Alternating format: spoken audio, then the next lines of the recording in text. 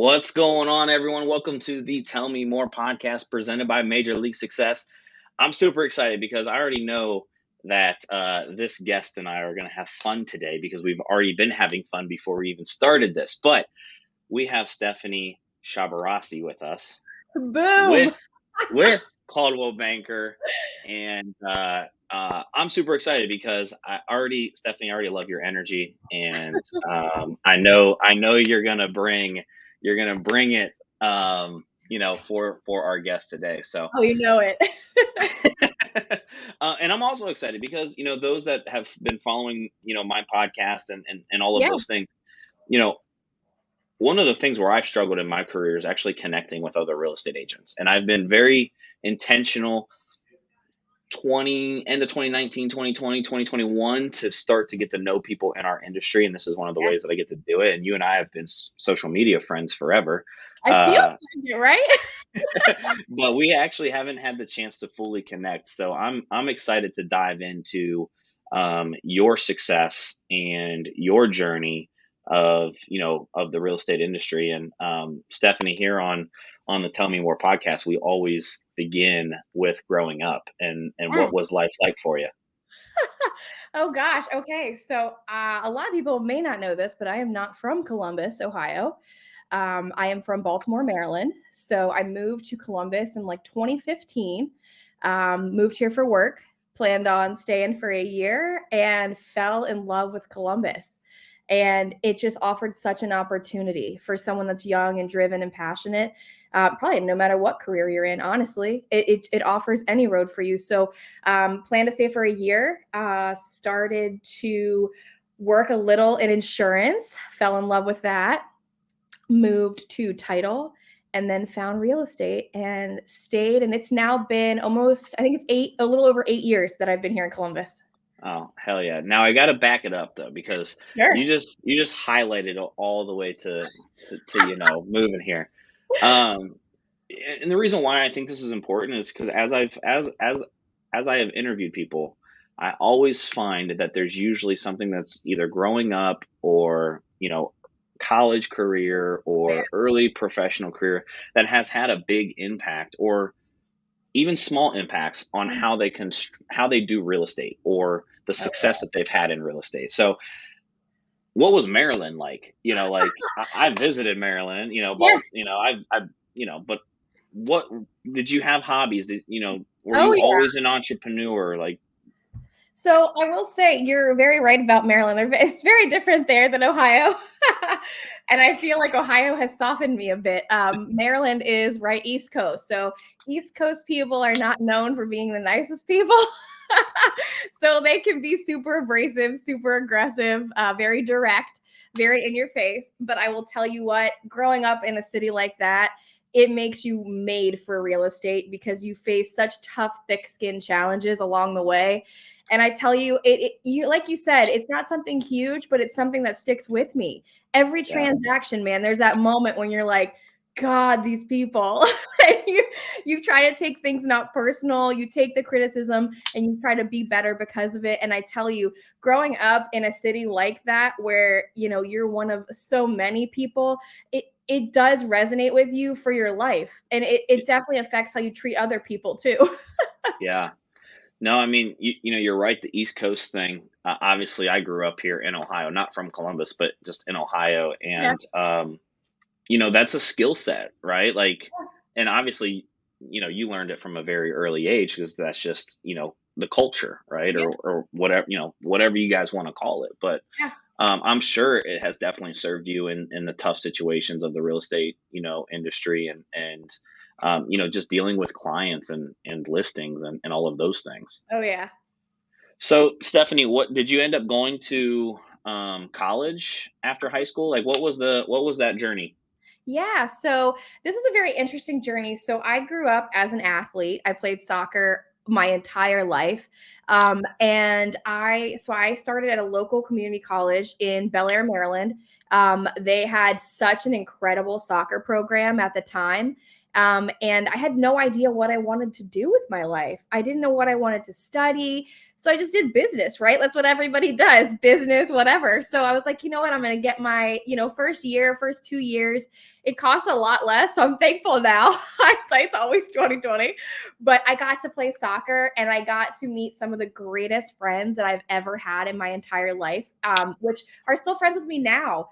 And after that, so I did that for 2 years. And then I transferred to a college in Kentucky and played soccer there. So I got recruited probably my second year at Hartford Community College and was playing like a tournament in Georgia somewhere. One of the coaches was at the tournament recruiting, and it's a very small private liberal arts college in Pikeville, Kentucky.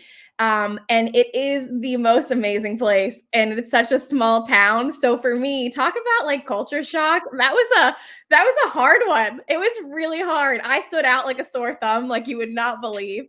And I tell you what, man, that was probably the best experience of my life. And I got to play soccer. And it was just what an experience to put you in a state of mind to be regimented and have plans in place and to be on a schedule. And it's like, it is the most serious thing because they're paying for you to go to college. So like you got to be there when you say you're going to be there, and you got to do what you say you're going to do. And the pressure at 22 years old is immense. So I do think that athlete background mixed with where I grew up, and then, going to school, I got away from home very early. I was very excited to leave and meet new friends, make new relationships. And truly, I think that has served me so well in real estate because it's all we have to do. Yeah. Yeah. The competitive athlete side of things, I think, I don't think some people understand exactly, even if it was like a, small college, Yeah. what some of that discipline and time management and activity management, actually, has in place there. Yeah, it was definitely it's a different lifestyle, right? Like you got to do 3 a days. You're up going to school, and then you're on the bus on the weekends at night going to Tennessee, going to different colleges, coming back at 2 in the morning, having class at 8. It's like, I think back and I'm like, how did I do that? How did I accomplish? And I'm so proud of myself for actually doing it and making it to class and things like that. But God, it's crazy. You don't realize the life lessons built in there until you get into the real world and you're like, man, I'm so glad that I was an athlete. Yeah. What it tells me, and this is, I've learned this a lot more over the last about 2 years. And I tell agents this all the time.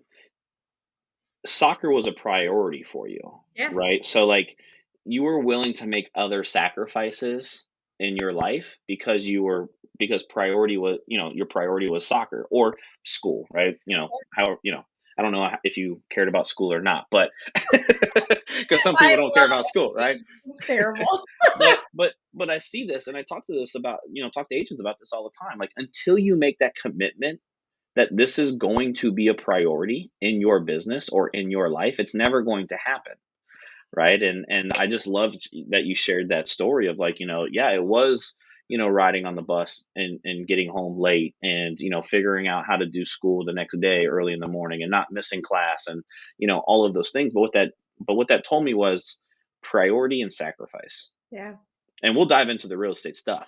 Sure. Yeah. But but to me, you learn that early on at a high level. I didn't play collegiate, sports, but I grew up playing sports. But from what you just shared, like that's what I took away. Like you understood priority, discipline, sacrifice. And I'll tell you, even if you didn't play in college, people that played in high school, I mean, people that played in their early years, it doesn't matter. Like that level travel ball in high school, I feel like it preps you for that part of your life where you are making sacrifices because you got to be at games on the weekends and you don't get to see your friends as often and you're not at the parties and you're not doing these fun things, but you're doing it for the greater good, right? Like the long-term goal. Yeah. So you go business is kind of the route for the education side of things. Did you end up graduating with a degree or? So I went to Pikeville College and I want to say partially the way through. I changed my major to communications, right? So that was an easy transition. And I love to talk to people. My communications professor was one of my favorite people in college. So I ended up doing communications, and that's what I ended my degree with, which was awesome. And it was a blessing in disguise at the time. I didn't even know what communication degree meant.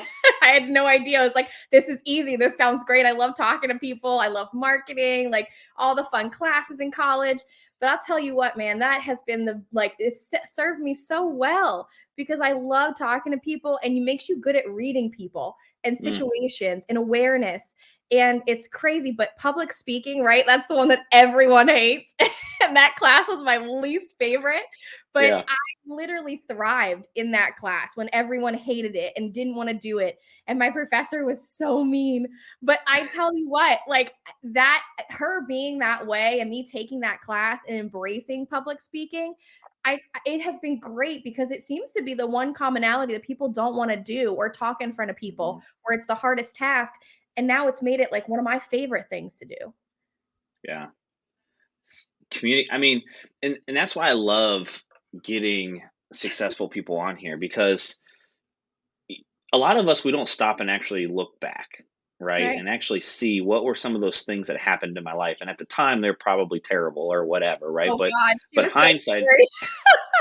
like for me, right? Like my whole thing is like I went to Ohio State for accounting, Yeah, got to calculus, failed it. It made me switch my degree, right? Because I absolutely bombed that class. Switched that'll do degrees, yeah, switched degrees, and then quickly found out that my degree, I didn't want to work for the amount of money I was going to make with what my degree was producing. So I got into real estate, right? And like back then it sucked. It was like, oh man, I'm a failure because I, failed it. a class. I've never failed a class in my life, but that has led me to here, right? That has led me to today. That's part of that path. And a lot of agents that I bring on, we haven't actually sat down and actually looked at all of those things that got us to this point. Yeah, it's crazy to think about it now. I mean, that was 12, 13 years ago. I haven't Yeah. had time to sit down and reflect on it, but God, it really does mold you into who you are. Yeah. Yeah. And obviously at that time you weren't thinking real estate, Mm-mm. right? At that I time, should have been. you know, but at that time, right? Like Yeah, now all of those things that you did, business and communication goes hand in hand with it literally our went into career. marriage. Yeah, exactly. So Stephanie, lead me up to, okay, graduated, Yep. communications degree, kind of lead me up to the career path to, getting your real estate license. And I know that you mentioned, coming to Columbus in 2015. So kind of lead me through that journey. Yeah, so 2015, I moved here for AT&T. That's the company that I worked for. I ran their Sawmill location and their Easton location. So I was managing their stores at that time. I took a promotion to come out here. It was really exciting. I moved out here with my then husband, now ex-husband, who is an incredible human. We're still friends, but we both moved out here together for that company. So AT&T was really my first job outside of college that shaped my expectation of the real world. And I was there for 5 years. I loved that job. It was the best money when you're 22 years old and you have benefits and your hours, you don't care because you don't sleep ever. So I did that. I moved out here. I started working for State Farm probably sometime in 2016, 2017. I was with them for about 4 years, 4 or 5 years. I loved State Farm. The insurance business taught me a lot. So that was when I first started thinking about houses, protecting them, just all different parts of business. And it was an easy transition from retail into more of a 9 to 5 job, right? So Hmm. I get married. I'm like, okay, maybe I want a little bit better schedule. And so that was the sacrifice that I made at that time. I was like, I don't want to be working these crazy retail hours anymore. And so I did. I moved to State Farm. I learned so much from retail. By the way, that should be a prerequisite to almost any job in the entire world. That prepared me for real estate so badly. I did Oh man. obviously retail in high school a little bit, and then I did it for a Christmas season in college, and I'm like, How? Never, ever. Never again. I don't know how people do it, to be honest with you. No, it really does. It sets a tone for work ethic because you're not working 9 to 5, you're working like 9:30 to like 8, right, at Yeah, night. And you're in Christmas, like you mentioned, Christmas hours are so much worse. You're meeting people at their worst in their most difficult situations. So your problem solving abilities need to be at like 100 always. yeah, That's what I learned from AT&T. Truly, that's the biggest takeaway that I had was there's always problems and you have to be ready to solve them. And it made me so successful so quickly in that company of like to get through the higher ranks, like going yeah. through each position. So again, that's what brought me to Columbus, and I will forever be grateful for that position and what it taught me. And I still talk to prior bosses, people that I worked with. There's some of them are still clients, like to this day. So that really did like lay the groundwork, I think, for getting into real estate without even knowing it. And then Yeah. rolling into State Farm, talk about insurance. I mean, that's a tough industry, but it is a very heavy education industry, and it teaches you a lot about owning a home and what to look for. And then after that, I got into title, probably around 2018, I want to say 2019, and I did Okay. that. Yeah, I did that for about a year before I got into real estate. Okay. What made you want to transition from AT&T to the insurance space? Like, was there something about it that kind of intrigued you, or was it just kind of, hey, I needed a change up on lifestyle? I think at that time, I was looking for a career path. I wasn't looking for the next job. I Mm, was looking for somewhere where I could start a career and I could love it. I took the class, just like real estate, took the yeah. test. And then I got to work for a big brand that was my personal insurance. I've always known that. So I was looking for something that was consistent, had a better schedule, great benefits, but also I had the potential to move up and work for myself, right? So Mm, most state farms are franchised, which I don't know if everybody knows that, but they are, and they're all independently owned. So you're your own agent with the State Farm brand. mm, So I was like, this is a really good career path. My business or my degree was in communication. So I was like, you know what? Let's try this and see. And trust me, it's not for everybody. I understand that. But I love education. I will always be a proponent of education, and insurance. There was no day that was the same, and it was great. You were constantly learning, constantly trying to solve problems. So that just seemed like such a good fit, and it worked better for my schedule. There was just a lot of better things where real or retail didn't really provide that. no, I mean, that's just a whole nother animal, right? The insurance space is just a whole nother ball game. Yeah. And again, looking back, right? Like it helps serve your clients today, right? Because you Oh have yes. that background, that knowledge and all those things. So then you transition into title, Oh right? gosh. And now Yeah. we're slowly moving towards, the real estate, It could have the been a real better estate storm. side. What got you into title? So a good friend of mine worked for this title company, and she reached out, and I met her at AT&T, and she's like, "Hey, I saw that you're with State Farm. I just started working for this title company. I love it so much. Um, making lots of money. The hours are great. It's super flexible. So now I'm in this 9 to 5 space, and I'm like, okay, and this is probably right before my divorce. So I was kind of more in that like independent mentality, right? So Yeah. I'm like, what do I want? Well, I've been doing things for so long. I think as a State Farm 4 or 5 years. So I was like, you know what? That sounds really nice. So I was curious. I'm a curious person by nature. And she's like, we were just talking one night, probably having dinner or something. And she's like, I love this place. I make so much money, blah, blah, blah. Okay, cool. So I sit down and interview with them. I don't think I thought twice about it. I was like, I'm just going to check it out. Like, I always like to better myself. If it's education, if it's my job, whatever it is in my life, what can I do to be better? And so this seemed like a really cool opportunity and very different. And so I was like, all Mm, right.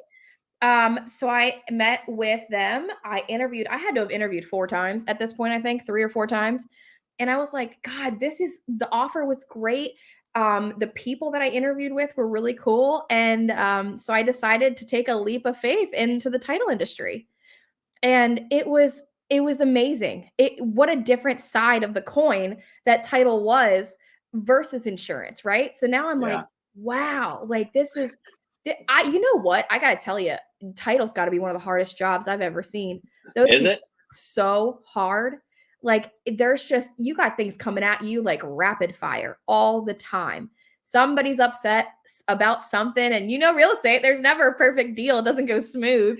Well, So it's so interesting because I don't know the back end, yeah, right? The it is behind a the cool. scenes. Yeah, I have that like perspective. But I don't you said, like, everyone's upset, and I just think, like, man, maybe they really shelter a lot of us real estate agents from what Oh they yeah, truly have to do, because I'm like, they what could they do. be upset about, like, because I don't All I know, you know can what I give you mean? the list. They Which do now I though. gotta go Right. I gotta go send them a nice message now and probably take them to lunch because, you know, they must be sheltering a lot of it. Well, it's crazy because their job, right, is to get real estate agents, earn our business, keep us happy, do all these things. And God, the respect that I have for them, only because I have that perspective, Sure. is. And here's the other thing, like, you don't think about things until they go wrong, right? Like, title's there Mhm. to protect you, and they're there to help you, and they have attorneys on and different things like that. There's a lot to know in real estate. So it's just one of those facets that has a lot of legality behind it, and you don't want to mess that up, and there's a lot of paperwork, right? So there's so Mm. much paperwork, and they're responsible to get it exactly right every time. And human error is going to happen.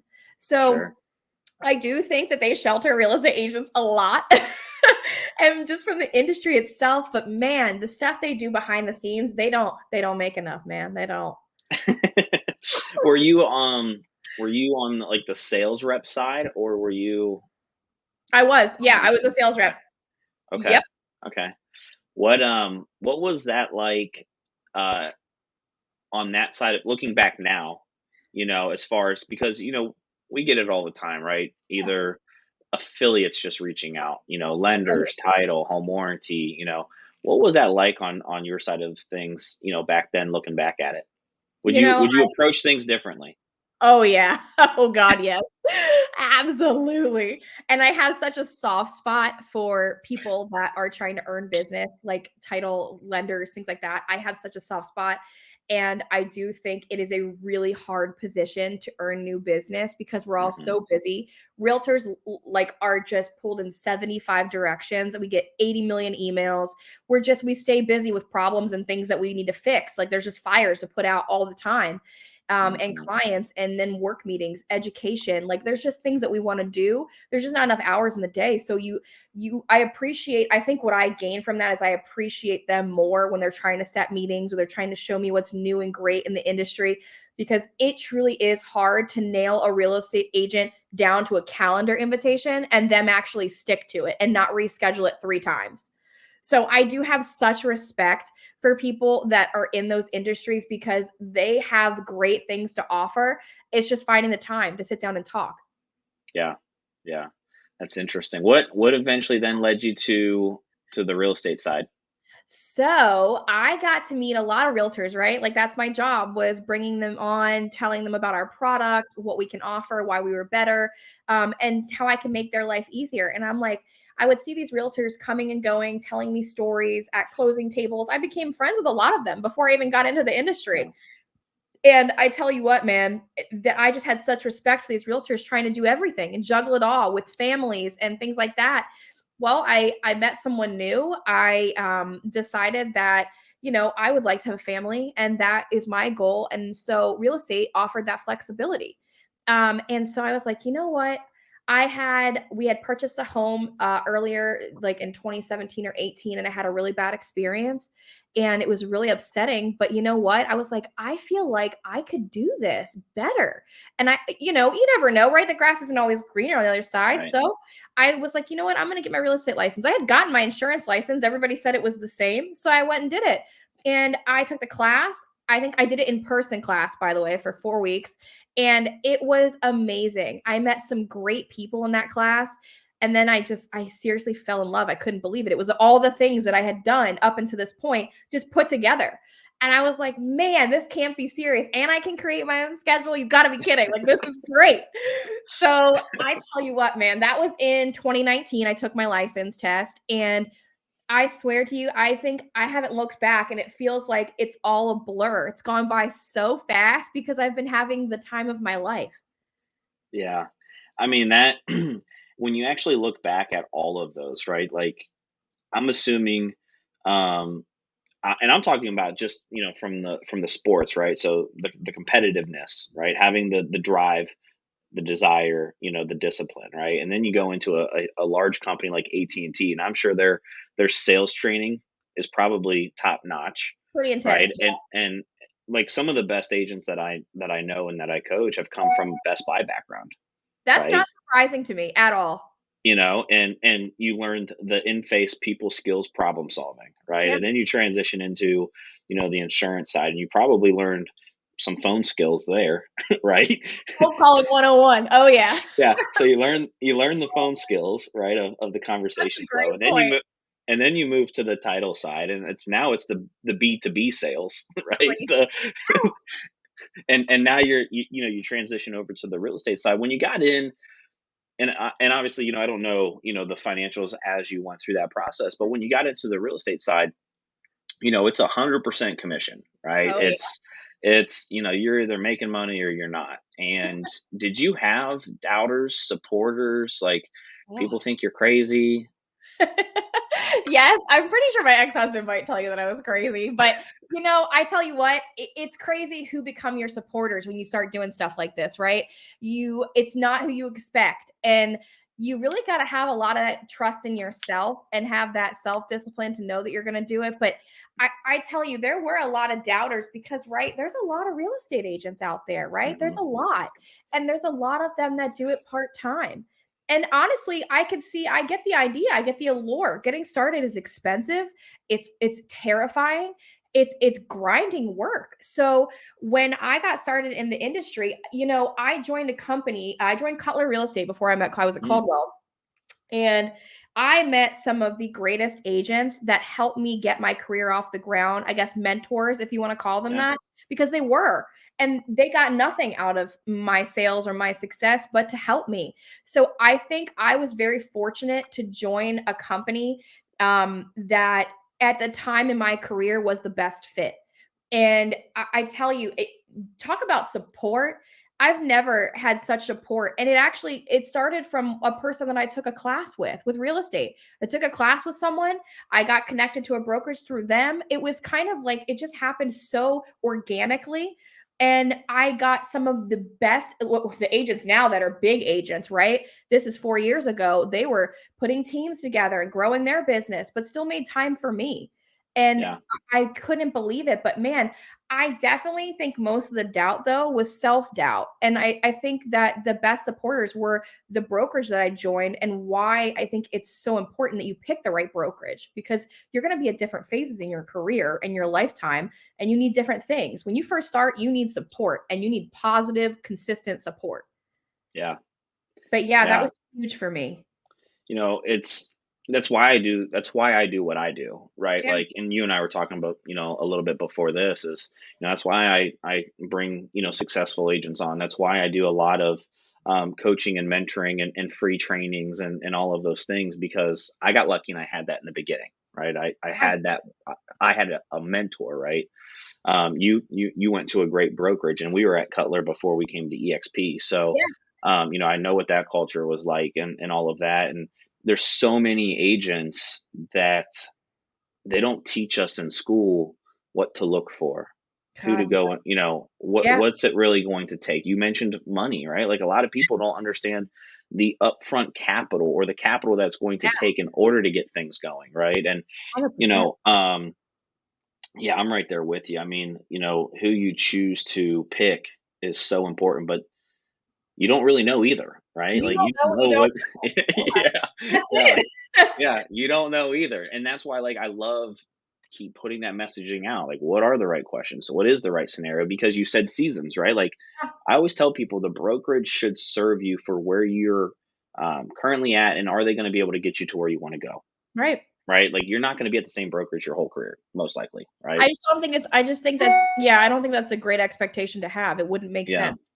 Yeah, and I think a lot of people put a lot of pressure on that, Oh, right? yeah. like, "Oh, I don't wanna switch," or "I don't wanna do this." I'm like, Or it "Okay, looks well." bad, or I don't wanna look like this or Yeah, that, and it's like, yeah, it's about you, man, like, what's best for you? yeah, yeah. So, Stephanie, that was 2019? Yeah, when I got my license, yep. Okay, perfect. Let's dive in because obviously the next year after that, we all know what happened there. Um, w Instant success for you or their struggles? What was that first, 12 months like, and what did you focus on in order to get business? I do think my journey, right, like is a little different than everybody's. I think I came with a lot more knowledge about the industry that helped maybe me hit the ground running a little sooner. And I got very lucky with the people that came in my path at that time. But I will Mhm. tell you, like, I will say, like, the biggest thing I would recommend when getting started is open houses, man. It's not crazy science. Just it's back to the basics. And I look back and when I started and the clients that I had and everybody asked, "How'd you get started? What'd you do?" And that's why I love what you're doing. I just think it's so important because I don't remember having these like seeing other people struggle and seeing other people go through the same things that I thought they were never going through. Like, it is a struggle, and it is, I did 2 or 3 open houses a weekend for 4 months straight when I first started. That was not my favorite thing by any means, but you know what? That's how I started my business, and that's how I got my first clients, and the open house to its core, I mean, I think that is one of the backbones of my business. So even to this day, like, I think I definitely was successful quicker than most people, but again, my journey was a little bit different, and the open houses had made me incredibly successful. That was a huge reason that I think I was able to hit the ground running like right away and put in all the different things that I was learning and diving right in because that's what you got to do. Do you know, and I'm gonna touch base on that here in a second. Do you know Yeah. how many deals you did that first 12 months? Oh God, why you ask me this question? I don't know. I have no idea. I really don't remember. Um, the reason why I ask is It was a lot. because, um, you picked, I call them business pillars, right? So like an Yeah. open house would be considered a business pillar, internet leads business pillar, right? Sphere of influence business pillar, whatever. Yeah. You and I have just met 35 minutes ago, 40 Yeah. minutes ago, but you picked a business pillar, and I don't know if you knew this at the time or not, No. that is in alignment with your personality and who you are, right? Like you would thrive in an open house scenario. You would thrive in a networking event scenario. You would thrive in a seminar scenario where you're teaching home buyers or sellers or whatever, right? Yeah. And I think this is why I love having these conversations because I coach agents on doing doing real estate business based off of your personality and what do you enjoy doing, That's right? beautiful. Like you I suck at open houses, right? So it's like, but that's not my personality, right? Right. Like, but other people can crush at it. And I don't know if you knew that at the time, like as you were doing it, or if that's just like what they said to do, and that's what you just did, and you That's what got they good told at me it. to do. So my mentors are like, "Get your butt in an open house." But you also said something very important, right? Like even though it aligns with your personality and who you are, you said you did open houses for 4 months straight, Yeah. 3 to 4 on a weekend. Yep. Right? Like, it's not just, there's that back to the level of sacrifice and, that dedication and real estate became a priority, Yeah. for the business. So, lead me up to kind of current day. Walk me through like, 2019, obviously we talked about 2020, 2021. What has business been like?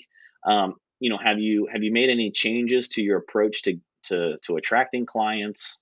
Yeah, I do think this is probably my most pivotal transitional year yet, honestly. Like, you hit 5 million or whatever. I think I did like 5.8 last year, right? Like, so you hit 5 and you're like, okay, what's next?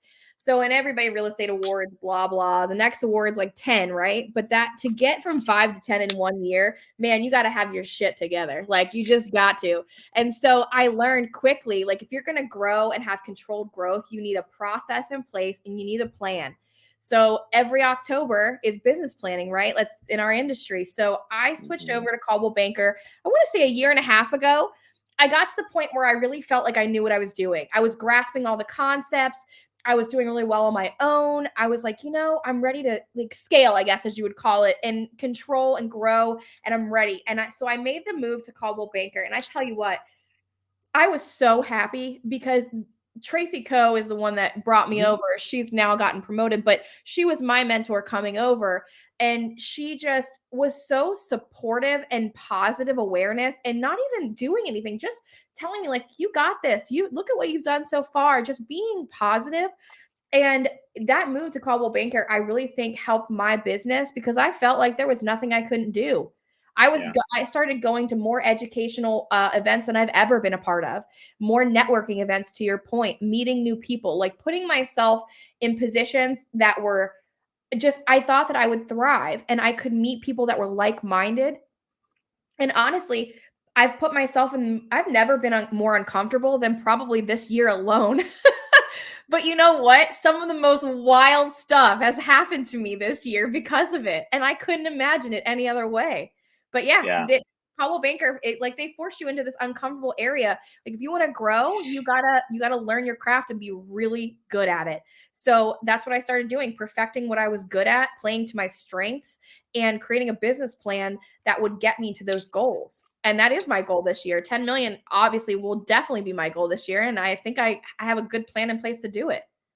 Yeah, let's get after it and crush it. And here's what I found with stuff like that. A lot of it is not bringing in something new, right? A Right. lot of it is kind of what you just said.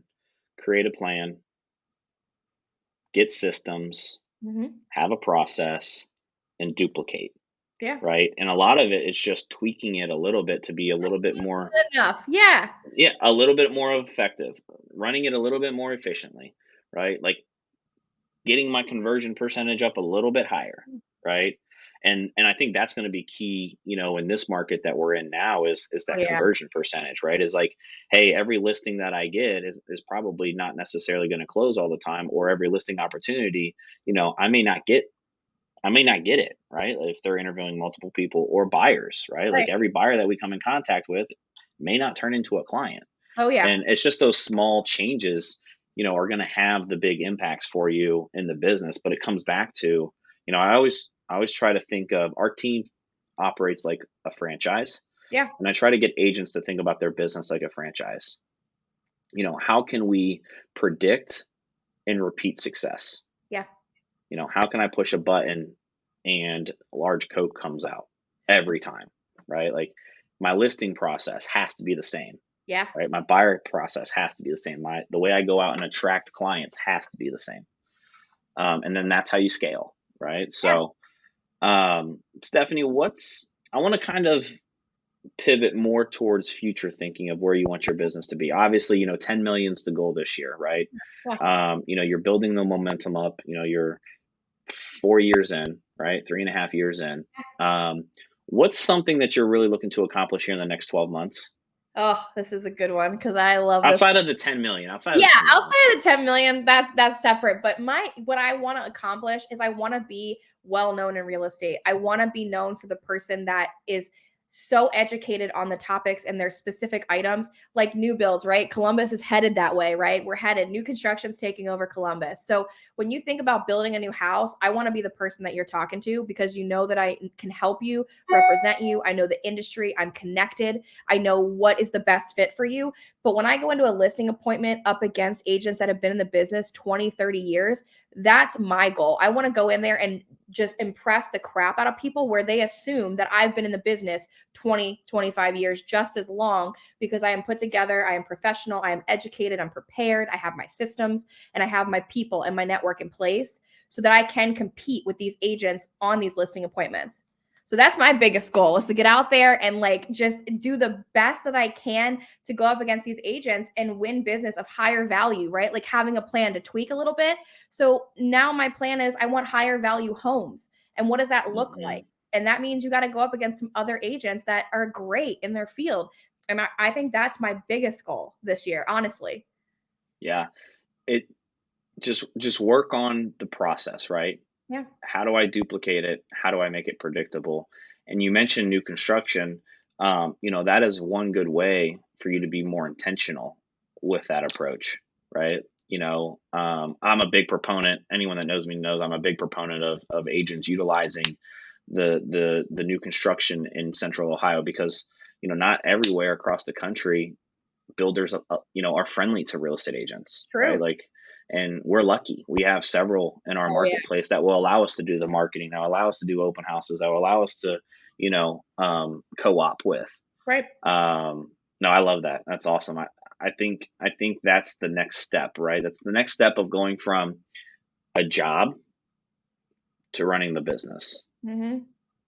And I can't That, wait. I'm so excited. Like, I tell you what, man, this new construction, I found such a love for the process of building a house from absolutely nothing. yeah. And I think it's starting to speak to me where you get to your niche, right? That's what everybody talks Hmm. about, your niche. And I have seriously found a niche in new construction. And I'm joining, like, I joined the BIA. I'm joining professional women in building. I'm getting in rooms with people that are like minded, that are educated, that can educate me so I can Yeah. educate my clients. And I'm just putting myself in rooms that like make me so uncomfortable, but they're the best decision for me right now where my business is. Are you on the Builder to Realtor Facebook group? I am. All right. We're gonna start dialing up some more value add in there too. So I've seen a couple things coming that I'm super impressed with. So I'm really excited about what's coming in Columbus as a whole because you yeah. hit it right on the head. The collaboration right now in Columbus between the builders and realtors, if you're not involved in that, you're missing out because what you guys are putting together is incredible. Well, one of the things that why I created the Builder to Realtor group was because of that, right? Like it was never a part of our business as Yeah, a team. Not it was never part of my business, but our team never even focused on new construction, right? right. And then like it was just one of those things where it's just like, man, like I just feel like there's this gap. Like I don't know anything about the builders in our area, and there was Yeah, really no place to go to find it other than Google. So then I was like, I feel like my own clients. Like I feel like I'm them trying to figure out who's who and where's what. yeah, Um, and that's kind of where it kind of came out of was just that it felt like separation yeah, between the two instead of us actually working together yeah. to provide our clients a service and really help them with finding their home. So Well, look where um, it's at now. It's everyone's go-to. If you're in real mhm, estate and you're not part of that group, man, how do you know what's going on? Because that stuff's real time. People will yeah, answer within seconds. yeah, yeah. Stephanie, what's something that you're looking to accomplish in the next 5 years? Ooh, this is a good one. I think I'm kind of playing with this idea right now of potentially creating a team. I would love to. I don't know if that's where I'm at yet. I haven't fully decided because I do love what I do and I have a lot of control issues. So I don't, that's a tough one, right? Going from yourself to a team, you really got to have a serious plan in place and you got to be prepared to educate and teach other people. And that's a true skill that I just don't possess. And I will educate myself all day. So I think my true challenge in starting a team is how do I teach other people how to be great at this and convey to them the resources and different things like that. And I don't know if that comes with time, if it comes with coaching or, pairing up with other people, but I think in 5 to 10 years I could absolutely see a team with myself and, whoever else. I would love to do that to help the new generation coming in because I love that people did that for me when I came in.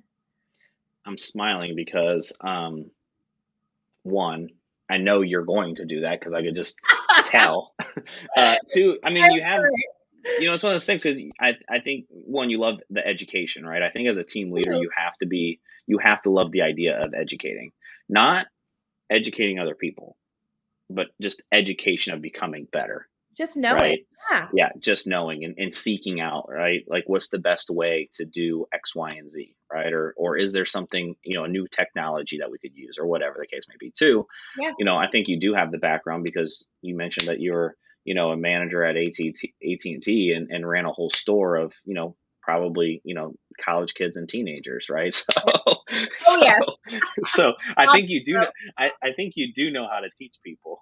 That's so funny. I've never thought about it that way, but you're so right. And here's the other thing, like you know how to create an SOP, right? I Because you have do. that background too. And I think that's a lot of things that, if anyone's out there building a team or wanting to build a team, you have to establish what are the standard operating procedures, Yeah. And obviously that's ever changing as the team grows and as the market shifts and all of those things. Oh, yeah. But I but a lot of agents just wake up every day and they don't know exactly what to focus on, and they don't have a simplified process that can be repeated, right? Yeah. So No, I I think it's going to happen. I just have this crazy, feeling that it will happen. But I appreciate you saying so. Your good juju is I'm putting it out there in the universe for me. what what's a legacy goal for you? What's a goal that you want to hit when you're no longer here? God, I want to be the person. This is a new thing for me this year, like getting involved in charity, right? And tying that to my business and giving back. I am a new mom, so I just had a baby this past year and he's 9 months old now, but something legacy wise or charity wise didn't hit me until I found something that I truly believed in. And I think what I want to give is I want to leave a legacy of someone that helped rebuild their community, that found a place that they love, loves everything about it, and wants everyone they know to move here, live here, be here.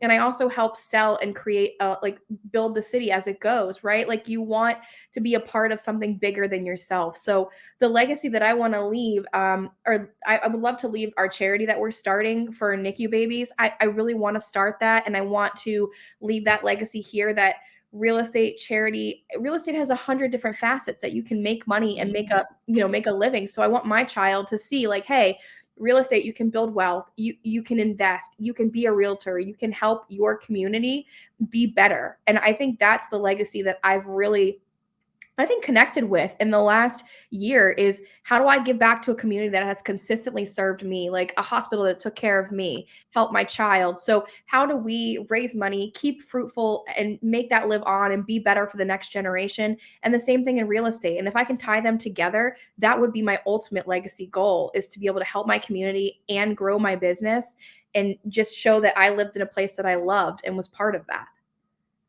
That's awesome. I love that.